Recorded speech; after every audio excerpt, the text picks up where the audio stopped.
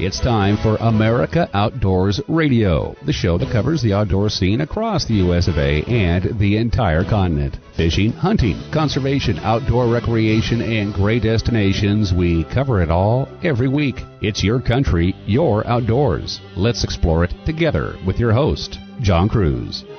Welcome to the show. The summer solstice is upon us, and that means the sun is shining, the woods and mountains are calling, and so are the lakes and the oceans and the beaches. What are you doing this weekend? As for me, I am fishing another bass tournament. I'm once again a co-angler, fishing part of the BAM, the Bass Angler Magazine Bass Tournament Trail. And I've got to admit, I did not do well my first tournament fishing in Moses Lake in eastern Washington, but we're fishing my home lake this weekend, Potholes Reservoir, a 27,000-acre body of water. Mardon Resort is ground zero for both the launch and the weigh-in, and with any luck, I'm going to get some redemption this weekend and do a whole lot better than I did a couple of weeks ago. Wish me luck. As always, I'm going to need it. This week on the show, we've got some great guests for you. In just a couple of minutes, you're going to hear from Madeleine West. She is the Vice President of Western Conservation for the Theodore Roosevelt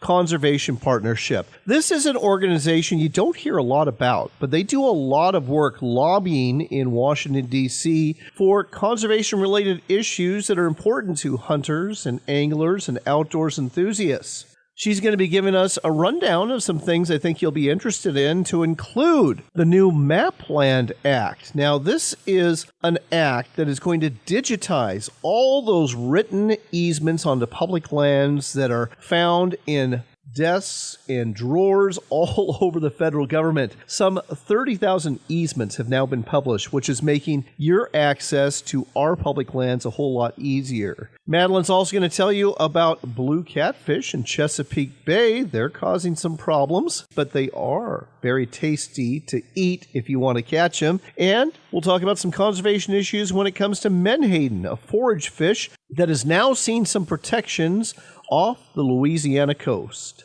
Another guest we'll talk to in just a minute is going to be Dan Clayton Luce with Henry Repeating Arms. They have got a brand new carbine that is perfect for you white-tailed deer hunters who operate in woodland areas where it's tough to shoulder and shoot, doing so in a hurry. Not an easy thing to do with a traditional rifle, but a whole lot easier with this new carbine that Henry Repeating Arms has come out with. They've also got a brand new set of rifles, tribute editions, that are going to celebrate our nation's 250th Declaration of Independence. Someone else you'll hear from today is Chris Brown. He's with Skeeter Boats. They make some fantastic bass boats, and they've got a brand new model coming out. It's the FXE, and if you are a serious bass fisherman, especially if you're into tournament fishing, this boat is for you. They also just hosted a Skeeter Owners Tournament down at Lake Fork in Texas that was attended by over 1,650 anglers that are all friends of Skeeter and owners of Skeeter boats. Our final guest of the day, that's going to be Noel Vick with Traditions Media. The topic, red snapper fishing. The red snappers made a real comeback in the Gulf, and Noel had a recent great fishing trip for them. He's going to tell you how to find them using publicly available information and how to catch them once you find them and what to use. Put it all together, and we've got a great show coming your way, so let's kick things off with our first guest of the day. Next up on America Outdoors Radio, we are connecting with Dan Clayton Luce with Henry Repeating Arms because they have got a brand new specialized 308 carbine just for you deer hunters out there, especially white-tailed deer hunters who are operating in the woods. Dan, welcome back to the show. Thanks for having me again. Always a pleasure. So tell me about the Long Ranger Big Woods Carbine. I own a Long Ranger lever action rifle myself, and I absolutely love it. But this is a carbine with a shorter barrel, isn't it? Yeah, so this one we built in collaboration with a wonderful outfit called Big Woods Bucks, and we optimized it this time for for trackers, basically those that are getting on their feet and covering a lot of ground in their hunts as opposed to sitting in a blind, although you could certainly use it for that too. So we made some changes to the base model Long Ranger to suit that job a little better. Now, you've got it in a .308 caliber. Why'd you choose that particular caliber? Well, it's one of the most effective, most celebrated short-action big game calibers on the market. You know, we already had the Long Ranger available in .308, and it was just one of those things. If it's not broken, don't fix it, I guess. You know, this carbine, I love the size of it because when you're hunting in the woods, whether it be in the Midwest or back east, where, you know, the vegetation's pretty thick, a lot of times it's a very quick acquisition of that deer from the time you see it to the time you pull the trigger. And this is a lightweight, short firearm where you can do that, isn't it? Exactly. That's exactly the package that we wanted to put together here. The guys over at Big Woods Bucks, you know, they were adamant about a shorter barrel, a different sight picture, and those are the two things that we combined here. So the barrel is reduced down to 18.5 inches, and the sights, we swapped out the semi-buckhorn rear sight that we have on the standard Long Ranger and fitted a Skeeter Express peep sight pre-installed on top of the receiver. And then the front sight is a red fiber optic bead. So with that combination, you have a rifle that can come up to your shoulder very fast, and then it's a very intuitive sight picture so that when that shot does present itself, and in this style of hunting, it happens very quickly and you don't have a lot of time. This sight picture is very intuitive and fast on target. Now, you know, I love the peep sight idea. I love that you're partnering with Skeeter. They make great sights, and that bright front optic is wonderful. You know, as a retired law enforcement officer, every firearms instructor will tell you the same thing at the range.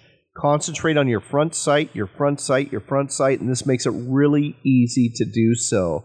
I've got to ask, is this available now, and how should folks find it by going to henryusa.com? Yes, this is available now. We just announced it on this past Saturday at a launch event at Frank's Gun Shop in Amsterdam, New York. So I want to shout out Frank's Gun Shop in Amsterdam, New York. Great place, great selection, great prices, great people. Go check them out if you're in the area. And it is shipping now to dealers nationwide. And if you want to check it out on our website, you go to henryusa.com.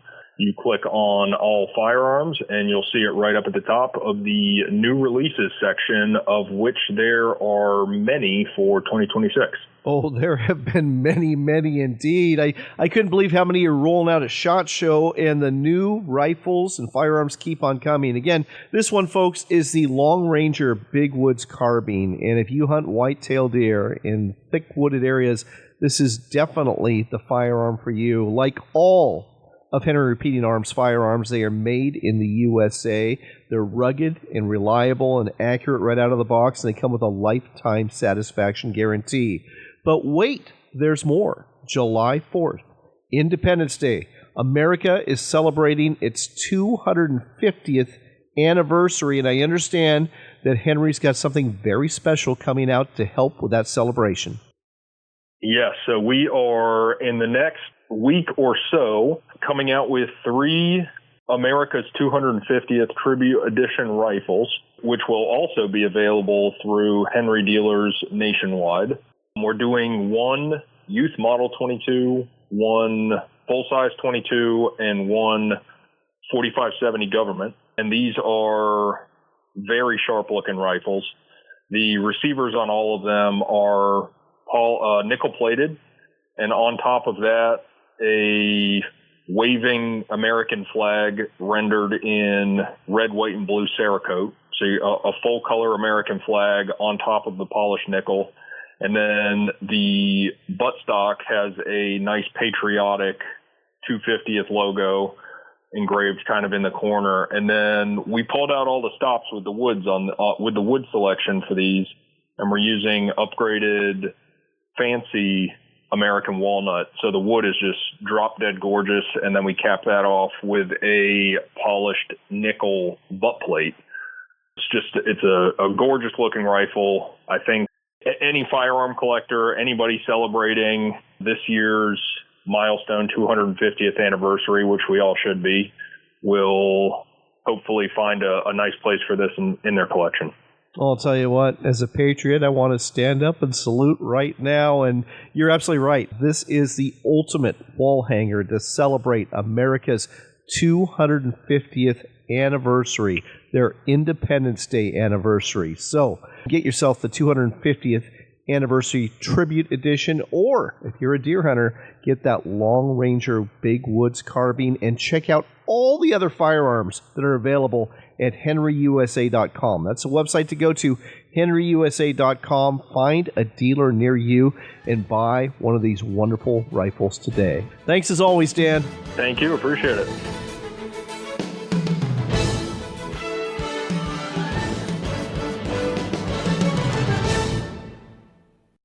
Explore the Dalles, the hub where discovery and history come together. Whether the Northwest is your home or you're on an adventure, the Dalles welcomes you. Just 80 miles east of Portland is the perfect year-round escape with a community that cares about you. 300 days of sun, breathtaking outdoor recreation, and a downtown full of the unexpected. Oh, and the rich history that began before the Oregon Trail. Start planning at explorethedalles.com.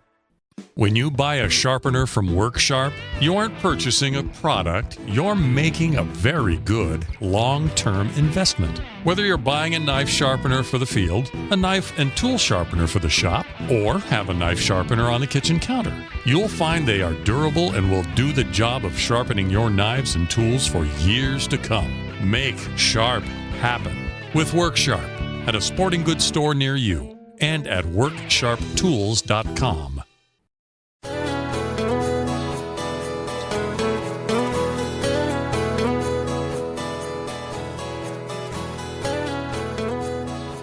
Welcome back to America Outdoors Radio. It's time to talk conservation news, because conserving our resources is very important to enjoying them not just now but for future generations. One organization that fights very hard to do just that is the Theodore Roosevelt Conservation Partnership. And with us here today is Madeleine West. She is the Vice President of Western Conservation. Madeleine, great to have you on the show. Thanks so much, John. Happy to be here. So let's talk about a few issues that are percolating, so to speak. And one of them has to do with something called Mapland that's going to really help hunters, anglers, and outdoors enthusiasts access our public lands through easements. Tell me more about what Mapland is and how this is going to help us. Yes. So, John, in 2022, Congress passed the Mapland Act, and that law requires federal land management agencies to digitize all of their paper maps and records. People might be surprised to know that most of those records have not been digitized. They're still paper and sitting in filing cabinet in offices. And so many of these records include permanent access easements that allow sportsmen and women to legally cross across private lands to access federal public lands. It also includes detailed road and trail use information on public lands so that people know what they can and can't do to access our public lands. And by requiring the digitization of this information, it's really providing, a critical tool to help people know where and how to access federally managed public lands. And by digitizing the information, it's allowing anyone with a smartphone that has a GPS mapping app on it to be able to get out and enjoy our public lands. In May, the federal land management agencies completed a key first step to implementing this law. They published more than 30,000 records of easements that secure public rights-of-way across private lands. So in 2022, the law was passed requiring the digitization of this information. And last month, May 2026, the federal government published the first 30,000 records. So this information is now available to public anywhere if you access the federal government's Mapland ArcGIS hub, and you can start looking on how to access your favorite federal public lands today. That is definitely a game changer, and it harkens back to a situation I ran into in north central Washington where I call home. We have a river there called the Wenatchee River, and there are certain easements there, but they're not digitized. And so you literally have to walk into the local Fish and Wildlife Office, the state office, and specifically ask for a map with the easements, and it'll tell you exactly how you can access the river through private lands. But 99.9% of the public has no idea this publication exists. So, lucky for me, but I think this is wonderful that we're digitizing this on our federal lands because it's lucky for everybody out there. That's wonderful news. Let's go ahead and turn our attention towards Chesapeake Bay, of all places, where there's a blue catfish problem. And I understand that one of your staffers recently went out and harvested over 800 pounds of blue catfish from a trot line. Tell me more about this situation. He did. You can read more about the entire expedition on our website, trcp.org. It's a really fantastic story, but basically efforts to encourage an increased blue catfish harvest have resulted in federal and state level initiatives that provide resources to incentivize their large-scale removals. So in March of 2026, the House of Representatives passed the Mitigation, Action, and Watermen Support Act. We call it the MAWS Act, and it had bipartisan support. And basically what it does is this bill will next move to the Senate, where we're optimistic it will get broad support, and it would create funding opportunities to help address all the barriers that inhibit facilities from effectively processing catfish due to USDA inspection requirements that are really unique to catfish. So it's one of those unintended consequences, little policy loopholes that just, if we make some smart changes, can really open up a market to processing catfish in a way that helps us, remove that species from, bodies of water where they're harming native fish populations. Well, I'm glad to see that these loopholes are being removed because anybody who's been down south has got to love their fried catfish, and blue catfish, absolutely delicious. So if we can catch them, if we can eat them and reduce their numbers in the bay, that's great, because I understand that they are feeding on a number of species we don't want them feeding on, such as menhaden and rockfish and blue crab. Yeah, it's one of those, system-wide problems. And if you can really get to the heart of what's harming the system, in this case, it's blue catfish, we really hope that the entire ecosystem can benefit, which benefits, people who like to consume catfish. There are a lot, as you mentioned, but also benefit lots of other species in the food chain that lead to amazing fishing opportunity for anglers all across the country. Speaking of menhaden, let's head down towards Louisiana, where the state has passed some laws that are going to help conserve menhaden. Why don't you go ahead and tell us first, what is a menhaden, why is it important, and what laws have been passed? Sure. Well, a menhaden is essentially a forage fish. It's at the bottom of the food chain. It's what the larger sport fish need to eat to grow and have a healthy, viable population so that we can fish and recreate and enjoy them. And recently, 3 bills to improve the management of menhaden have just been signed into law. This is really important. In the Gulf, where menhaden populations are very low, they're being overfished, and that is, again, having a ripple effect through the food chain and, creating problems for larger sport fish.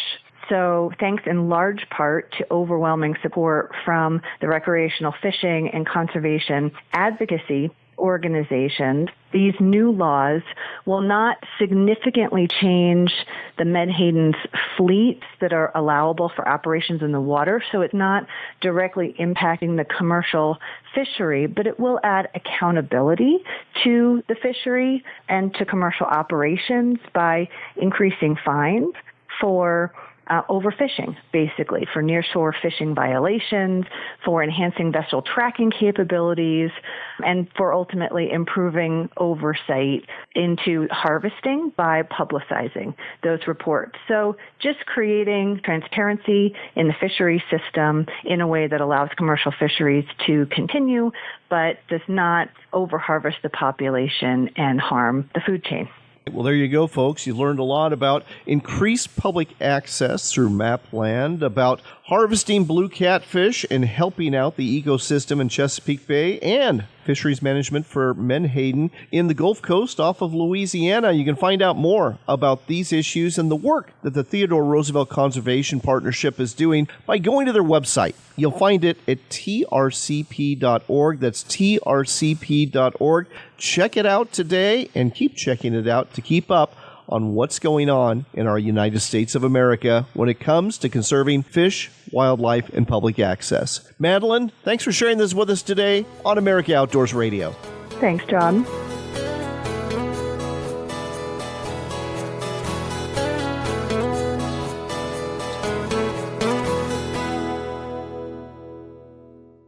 I'm Anthony Imperato, president of Henry Repeating Arms. Patriotic Americans are looking to protect and provide for their families, now more than ever. Henry has over 200 rifles and shotguns to choose from, made in America or not made at all, and backed by a lifetime guarantee. Go to henryusa.com and order our free catalog, decals, and a list of dealers in your area. That's henryusa.com. Thank you, and God bless America. Are you looking to reel in the marketing opportunity of a lifetime? Then set the hook, because we've got it right here for you. America Outdoors Radio has sponsorships available, and we offer affordable platforms to reach thousands of listeners interested in fishing, hunting, and the outdoors. Find out more by contacting John Kruse through his website at AmericaOutdoorsRadio.com. That's AmericaOutdoorsRadio.com. Hurry, though. If you wait too long, the big opportunity might get away.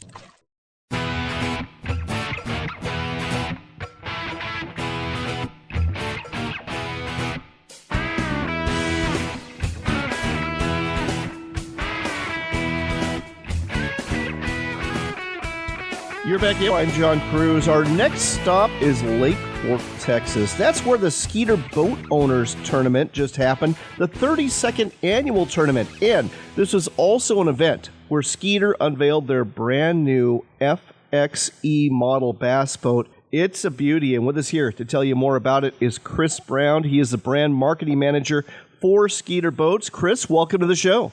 Oh, thanks for having me. Let's talk a little bit about the new FXE model, and I guess we'll start with the length.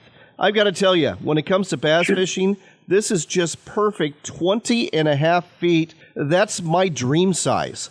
Yep, two models. The 20-footer is 20 feet 5 inches, and the 21-foot is 21 feet 5 inches. And the FXE will replace the FXR, which we've had in the line for probably the past 8 or 9 years, maybe 10 years now. And so the FXE is the next evolution of bass boats for Skeeter boats. Last year we came out with the ZXE, which replaced the ZXR model. And that is our, kind of our bread and butter line, which has been really, really good. And the ZXE's taken off really well from there. We took things from the ZXE and moved them into the FXE, and then changed up the hull and the running surface a bit, added some more feature content to the interior. And I will be honest with you, I've been in Skeeters for a long time, and this is the best boat I think we've ever built. So we like for that to continue to go forward. But yeah, the best boat we've ever built, and we're very excited for it. Well, I'll tell you what, one thing I absolutely love is the width of the beam. It is massive. Mm-hmm. Just how big is it, and what does that feel like fishing off such a wide platform? So a 97-inch beam is great, and we carry that width as far forward as we can. We have what we call a constant curvature beam in our boat, or a constant curvature in the boat itself. So there's really no flat spot in it as you look at it. And from a photographer, it's a lot of fun to take pictures of. But what makes it nice is that 97 inches comes all the way up as far as forward as we can bring it. But it's great for if you're fishing two guys off the front of the boat. We've done this in the past. Myself and my fishing partner will stand side by side, one on either side of the trolling motor, and be able to fish out in front of us, all day long and not get in each other's way. So it's very useful for that. It gives you a lot more room on the front deck. It's not like some other boats that are kind of pencil shaped and come down to a point. We carry that beam as far forward as we can. That way it makes it as dynamic as possible. It gives you more room, more storage, and just an overall better fishing experience when you're on the front deck of the boat.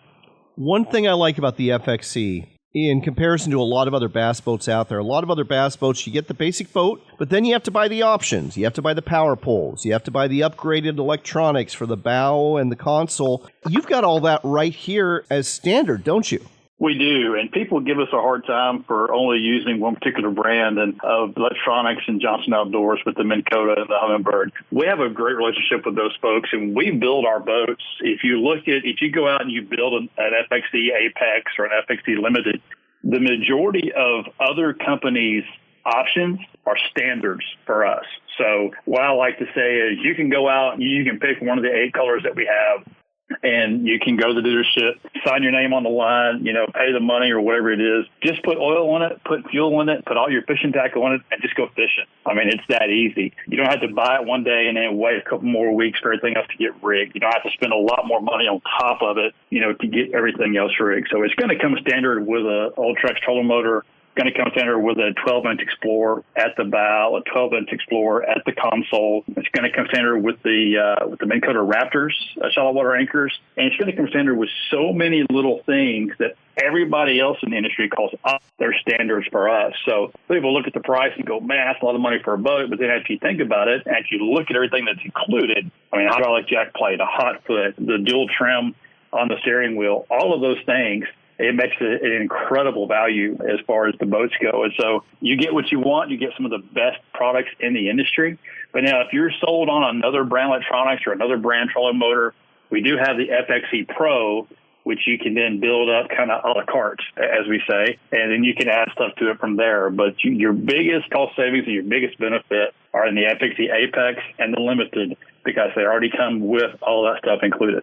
Let's talk about another feature of the FXE, and that would be the planing sponson. I've got a friend who just bought a new-to-him bass boat, and he puts that hammer down, and that bow comes up, and he has the hardest time getting on plane. He'll just porpoise. It sounds like this is not an issue with this planing sponson that you have. It gets it on plane in a hurry, doesn't it? It does. It gets on plane about 10%, maybe a little more. I'll be conservative, say 10% faster than our current FXR models that are out there. And then with that, by getting it on plane so fast, then our 0 to 60 time frame, as far as getting up to 60 miles an hour, that 0 to 60 time is also about 10 to 12% faster than our previous boat. So it's an incredible piece that everybody looks at it and says, well, man, that's dragging the water or this or that. But what's interesting about it is that part of the hull, when you're up on pad and you're running, that whole area in the back, those 3 sponsons, especially the one in the center, they're dry. Right? They're out of the water, they're dry, and it's not hindering anything until you go to take off again. So it makes it very nice for your takeoff time as far as getting on plane, and as well as also when you shut down, a lot of boats, when you shut down, when you're running, let's say 50, 55, and you just let off the gas and you come down to a stop, you have to kind of throttle that, kind of throw that throttle a little bit to get it to where you don't bring water over the back deck. But with those 3 sponsons back there, it stops any of that. So as soon as you come off pad, you can get up on the front deck, start fishing, and not have to worry about water coming over the back of the boat. We don't even have time to talk about some of the other features like the center console or the day box, which actually has a built-in line spooler and a media cabinet to boot. And then there's a storage cooler as you're heading up front too. Just some of the many great features of the FXE. If you want to check out the FXE20 and the FXE21, just go to skeeterboats.com. That's skeeterboats.com. And buy one today. You're going to be a very, very happy bass angler if you do. Let's turn our attention to the annual Skeeter Owners Tournament that just happened at Lake Fork, Texas. Tell me about this tournament, how many folks participated, and who were the winners? Yeah, this was a great event for us this year. It was our 32nd annual Skeeter Owners Tournament, and this is basically it's a family reunion for all of our Skeeter anglers, owners and anglers and friends. And a lot of folks come in for this. We had over 1,650 anglers fishing in this event. Wow. About 874 or 5 boats, I would say. And we raised a lot of money for local charities, brought in over 1,000 toys for our boatload of toys giveaway that we do every year at Christmas, as well as raised almost 1,000 canned goods as well for the East Texas Food Bank here in Texas. So great event. The event was won with an 11.5-pound bass. Lake Fork is different. It has a slot limit on the lake. So anything between 16 and 24 inches, you cannot weigh in. You cannot bring to the scale. We have game wardens on the ready for you to cut when you show up with a fish in that size range. But so the 11.50 won the overall big bass, and they won an FXR 20 Apex, so our top-of-the-line bass boat for that. And then a 2.97-pound bass, almost 3 pounds, won our under. And Monty Sewell, who won that, won a Yamaha side-by-side for that. And then we gave away a Kodiak 700 Yamaha ATV as a raffle drawing during our Boatload Toys raffle on Saturday night. For those who brought toys, they got raffle tickets and things and food. And so it was a great event. Looking forward to doing it again next year, our 33rd annual. And so every June, first full weekend in June, this is what we do. It's one of the best events we put on every year. It's always hot, but we feed them good, and the fishing's always really good, and guys have a great time. And it's just, if you own a Skeeter, you don't want to miss out on one of these. Oh, you're absolutely right. Again, it's the annual Skeeter Owners Boat Tournament. This year it happened at Lake Fork in Texas, and as you just heard, it was one heck of a big bass tournament with a whole bunch of boats. That is an impressive number. All you have to do to participate is just buy a Skeeter bass boat, and if you're looking for one to buy, don't overlook the brand new FXC model series. The website again, skeeterboats.com. That's skeeterboats.com. Chris, thanks so much for sharing all of this with us today on America Outdoors Radio. John, thanks for having us.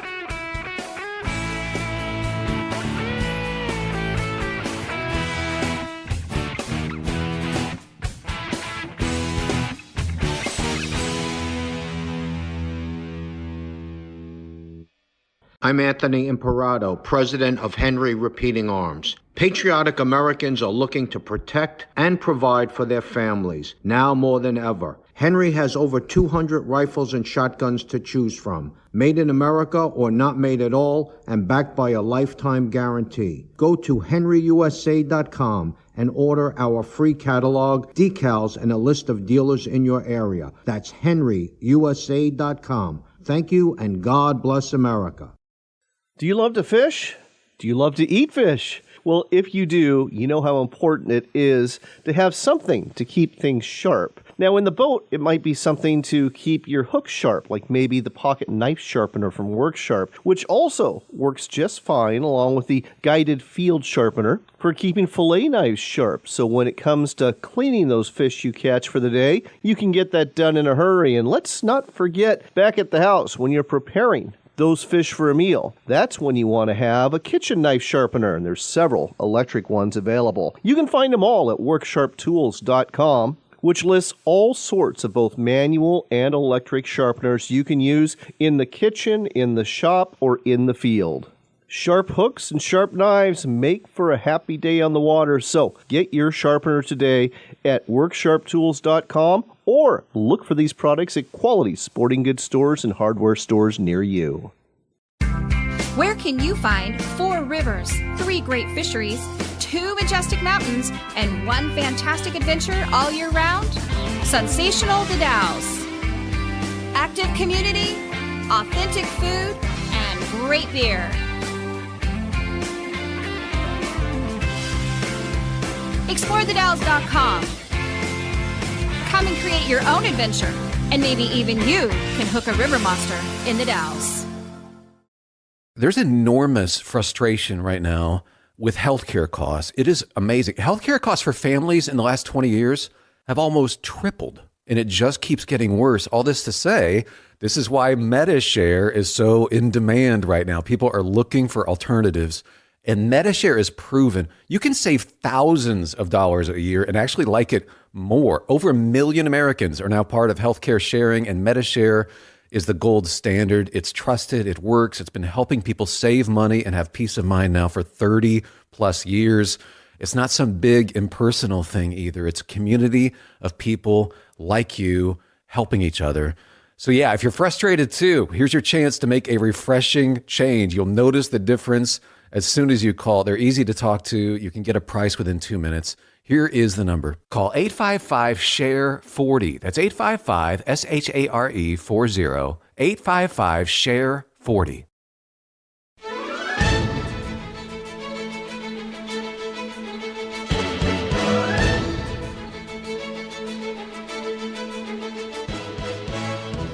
Welcome back to America Outdoors Radio. I'm John Kruse. Our next stop is Corpus Christi, Texas. That's where you're going to find Noel Vick. He's the man behind Traditions Media. And we're going to talk about red snapper fishing today. It's an important fishery along the Gulf Coast. And Noel's actually had some great fishing for red snapper as of late. Noel, welcome back to the show. Thank you. Good to be back. So let's talk about the red snapper. This is a real conservation success story. I understand that this fishery really bottomed out around 1990, but it's come back. How has that happened? You know, it is very interesting, and that rebound started before I even lived here. I lived in Arkansas at the time, so I didn't know a lot about it till I moved here and started reading, but it ended up being a real great collaboration between the states and NOAA and how they manage the federal waters. I don't want to say it was going to become an extinct species, but they were down to where there was no recreational fishing for them. And right now, arguably, they're the best populations out there. And it was a combination of overfishing commercially, overfishing recreationally, and then not really having based on their population, which is quite different as you go off Alabama coast. Texas, has probably the best structure out there and the most fish. So, yeah, it's just a really phenomenal story. Let's talk a little bit about a recent fishing trip you took 3 weeks ago. You definitely put some fish in the box, didn't you? It was awesome. Yeah. I'm a kayak and a wade fisherman. I don't even own a boat with a motor because the fishing opportunities out here are just amazing, just outside the door. I have a friend who invited me out on a red snapper trip. I've lived here, I think, 7 years, and I hadn't been out and done it before. And it ended up just being an incredible day. I mean, it, proved to me how good the fishery is. When we were able to pull up on a spot and within minutes had our first double, and it wasn't another boat in sight. And a lot of it, what it comes down to really are, like any kind of fishing, it's locations.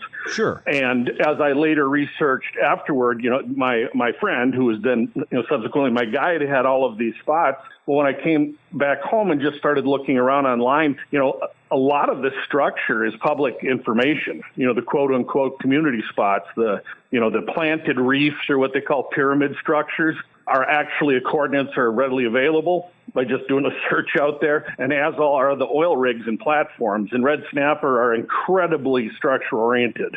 So here's a question. When it comes to, hunting on land, a lot of folks use Onyx as an app to figure out where to go.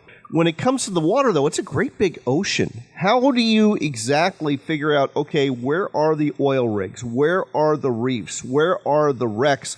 What are some of the resources that your guide uses?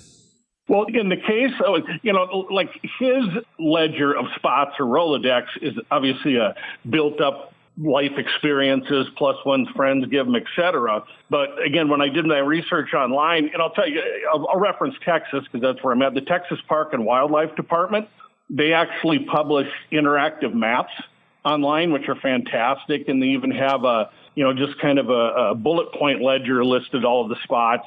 And then the Bureau of Ocean Energy and Management, again, public information, has GPS coordinates for all of the platforms and all of the pipelines.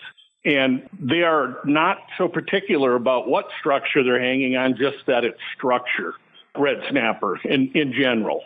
And there are just so many locations out there. It's actually unbelievable. So it's not like showing up out there and you're totally lost. You can really put together a game plan with connect the dots and some spots. And then the other thing I learned once we were fishing them is you don't have to actually, we were fishing, get this, on top of an actual sunken shrimp boat. Okay. Which they had marked, but all the fish aren't on top of it. They just relate to it. And the more pressure you put on an area, the further off those schools just tend to move. So, running electronics, we would find them 50 to 100 yards off of that main spot, but related to it. So if you pull up on a spot and there's a boat with, and they're anchored down, so to speak, over the top. It doesn't mean you lost the spot and you're not going to get fish. You just got to search around the perimeter. Well, and that brings up a really good point that you wrote in the article about this trip, is that it's one thing to know where the oil rig is. It's one thing to know where the reef is, but those are just starting points.